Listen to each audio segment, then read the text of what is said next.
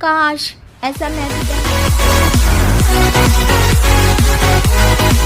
एक मध्यम परिवार की लड़की थी, लेकिन उसकी भाभी शिवानी एक बड़े घर की बेटी। शिवानी की शादी अभिषेक से लव मैरिज थी। अरे भाभी, ये कितना अच्छा सूट पहना है आपने। काश ऐसा मैं भी पहन पाती। अरे क्यों नहीं रीना, वैसे भी तुम्हारा और मेरा नाप तो एक ही है, जब मन करे पहन लेना। भाभी, आपको आपके पापा ने कितने अच्छे कपड़े गहने दिए हैं। मैं उनकी इकलौती बेटी जो हूँ। बेटी तो मैं भी इकलौती हूँ, लेकिन क्या करे, पापा है नहीं, पता नहीं कैसे होगी मेरी शादी। तभी वहाँ शिवानी की सास आ जाती है। अरे क्यों नहीं करेगा भाई तेरी शादी धूमधाम से, आखिर जिम्मेदारी है तो उसकी। और वो दिन भी आ जाता है जब रीना की शादी तय हो जाती है। अभिषेक, क्या हुआ? आप इतने परेशान तो कभी नहीं दिखे, कोई बात है तो बताइए मुझे। अरे शिवानी, वैसे तो शादी का सारा इंतजाम हो गया है, लेकिन गहनों का रेट तो आसमान छू रहा है। कैसे क्या करूं, कुछ समझ में ही नहीं आ रहा। थोड़ी देर में शिवानी अपने पूरे गहने अभिषेक के सामने रख देती है। ये लीजिए, गहनों का इंतजाम भी हो गया। अरे नहीं नहीं शिवानी, मैं ये गहने किसी हालत में भी नहीं ले सकता। ये तुम्हारे पिता ने तुम्हें दिया था, और तुम हो कि। तभी वहां सास आ जाती है। अरे तो क्या हुआ, इसकी तो हो गई ना शादी, अब किसे दिखाने हैं इसने गहने। सास गहनों का डिब्बा शिवानी के हाथ से लेकर वहां से चली जाती है।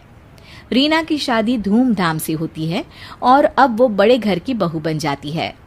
वहीं रीना की शादी के बाद शिवानी और अभिषेक उसकी शादी के कर्जों से डूब जाते हैं।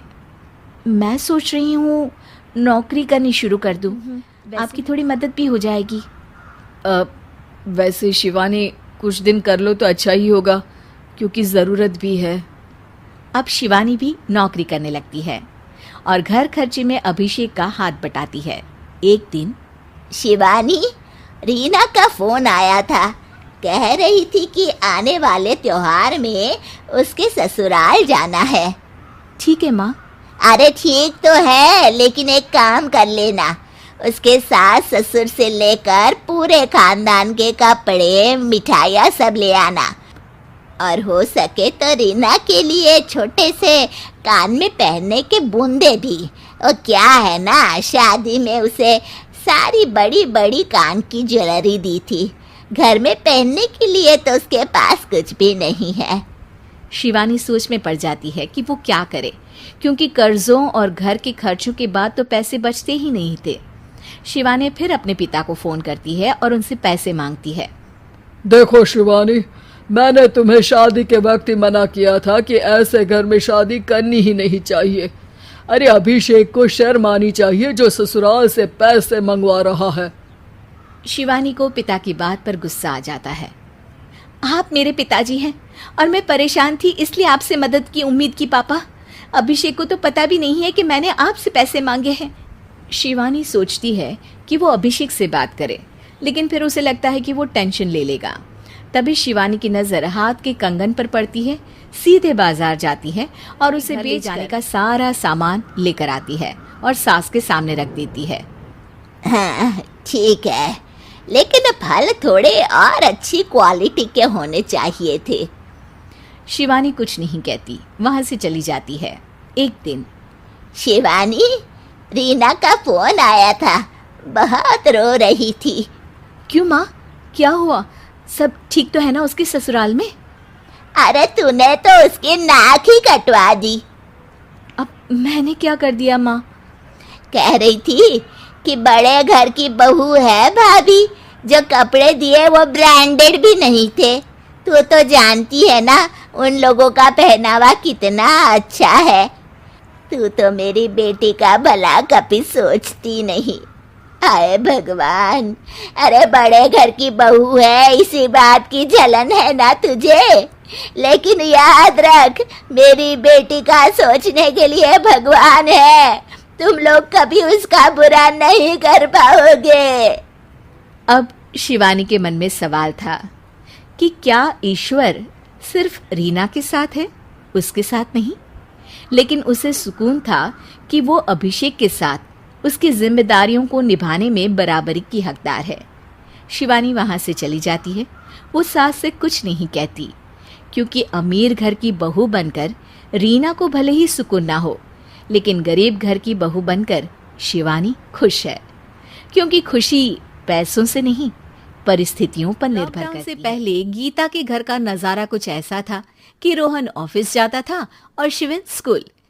जिनके घर से जाने के बाद गीता काम खत्म करके बाकी समय आराम करती थी। लेकिन लॉकडाउन के बाद ऑफिस और स्कूल घर में ही खुल गए और इससे गीता का हाल वो तो आपको देखने में ही मजा आएगा। शिविन, ओ शिविन, महाराज उठने के लिए क्या 21 तोपों की सलामी लेंगे? अरे बिस्तर से बाहर निकल, ऑनलाइन क्लास स्टार्ट होने वाली है। अरे तुम भी हद करती हो, स्पीकर की तरह चिल्लाने की क्या जरूरत है? दिख नहीं रहा मेरी कॉन्फ्रेंस चल रही है। अब कैमरा और स्पीकर ऑन कर रहा हूं, मुझे कोई शोर नहीं चाहिए। इस पर जैसे ही रोहन लैपटॉप का कैमरा और स्पीकर ऑन करता है, तभी कुकर की सीटी बजती है। करा लो अब इसे चुप। लॉकडाउन नहीं हुआ, मेरी मौत का फरमान जारी हो गया। दोनों बाप बेटे ने नाक में दम किया हुआ है। ऐसा बोलकर गीता वहां से शिविन के कमरे में पहुंच जाती है, जहां शिविन अभी भी सो रहा होता है। ओ आलसी, अब अगर 5 मिनट में नहीं उठाना तो आज तेरा गेम और यूट्यूब कैंसिल। माँ की बात सुनकर शिविन बिना 1 मिनट गंवाए उठ खड़ा होता है। उठ गया, अभी नहाकर भी आता हूँ। ये नाटक कहीं और, मुंह पर गीला कपड़ा मार और पढ़ने बैठ।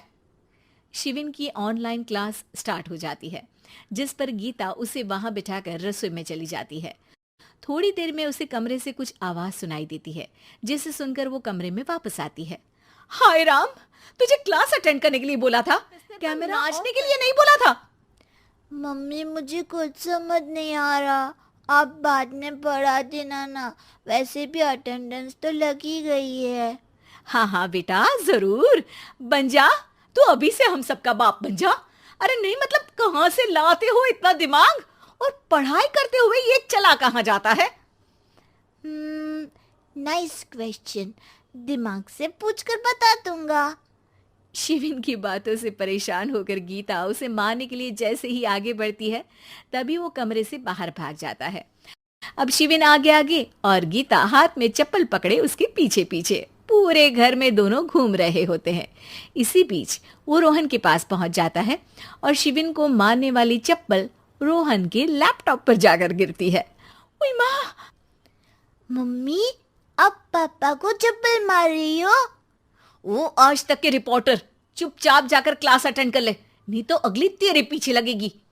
इस पर शिविन वहां से चला जाता है, जिसके बाद रोहन गीता से कहता है, इस सर्कस के लिए कुछ बोलना चाहोगी? अरे क्या करूं, जब से तुम दोनों घर में रहने लगे हो, घर अपने आप ही सर्कस बन गया है और मैं तुम्हारी नौकर। कभी बेटी को संभालो तो कभी बाप के नखरे उठाओ। इन्हीं सब उथल पुथल में दिन बीतते रहते हैं, जिसमें हर रोज घर के अंदर कुछ नया सियप्पा खड़ा मिलता है, जो ज्यादातर शिविन और रोहन के ऑनलाइन स्कूल और ऑफिस से रिलेटेड ही होता है। एक सुबह, शिविन चल उठ, आज की क्लास जल्दी है। कैमरा ऑफ करके आप अटेंड कर लो। अरे ऐसे छित्तर पड़ेंगे, दादी नानी सब एक साथ याद आ जाएंगी। गीता की लाख मशक्कतों के बाद क्लास तो खत्म हो जाती है, लेकिन उसके बाद शिविन फोन इस्तेमाल करते हुए इंस्टाग्राम रील बनाने लगता है। रसोड़े में कौन मैं थी? कौन था? हाँ, मैं गरीब हूँ। अरे ओ गरीब के बेटे, आजा, मैं बनाती हूँ तुझे गरीब। मैं बताती हूँ रसोड़े में कौन था। पढ़ाई करने बोलो तो इनकी माँ मर जाती है, और ये पागलपंतियां जितनी मर्जी करा लो। गीता शिविन को डांट रही होती है, तभी रोहन बीच में बोल पड़ता है। अरे बच्चा ही तो है, इतना गुस्सा क्यों कर रही हो? बेटे का साथ देने की इसी एक कोशिश में अब शिविन के साथ साथ रोहन भी गीता के गुस्से की सूली पर चढ़ जाता है। अगर बेटे पर इतना ही प्यार आ रहा है तो इसे क्लास अटेंड क्यों नहीं कराते? इसका होमवर्क क्यों नहीं कराते? उस समय तो बहुत जल्दी मीटिंग आ जाती है। वो काम मैं करूं और यहाँ इस बेफिजुली की चीज में तरफदारी करके बन जाओ महान। हे भगवान, कोई तो इनके ऑफिस और स्कूल खुलवाओ, मैं इन्हें और घर में नहीं सह सकती। अरे कुछ और मांग लेती, क्योंकि तुम्हारी ये विश इस साल तो पूरी होने से रही, कोरोना। हाय, नास पीटे ने जिंदगी ही बर्बाद कर दी। खाए कोई पचाए कोई, कल मुझे चुन चुन कर सबको मेरी बद्दुआ लगेगी। उन्होंने दुनिया का और इन बाप बेटे दोनों ने मेरा जीना मुश्किल कर दिया। गीता वहां से चली जाती है, जिसके बाद रोहन शिविन से कहता है, अरे तुम्हारी मम्मी इतनी भड़की हुई क्यों है? आपकी वजह से पूरा समय घर में रहते हो और उस पर कोई काम कराने की जगह बस ऑर्डर देते रहते हो। अच्छा बेटे, सारा इल्जाम मुझ पर, पूरा दिन तो वो तुम पर ही चिल्लाती है। हाँ, मतलब दोनों का 50-50 है, कुछ करना पड़ेगा। वो कहते ना, make the best out of worst. I have an idea. वैसे तुम्हारी माँ सही कहती है, बहुत जुबान चलाने लगे हो, कम बोला करो। अगली सुबह रोहन और शिविन अपनी गलती को सुधारने के लिए गीता के उठने से पहले घर का आधा काम खत्म कर देते हैं, जिसे देखकर गीता खुश हो जाती है और फिर बाकी बचा काम वो तीनों मिलकर पूरा कर लेते हैं। जिसके बाद अब वो सब मिल बांट कर हर काम में एक दूसरे की मदद करते हुए लॉकडाउन का मजा लेने लगे।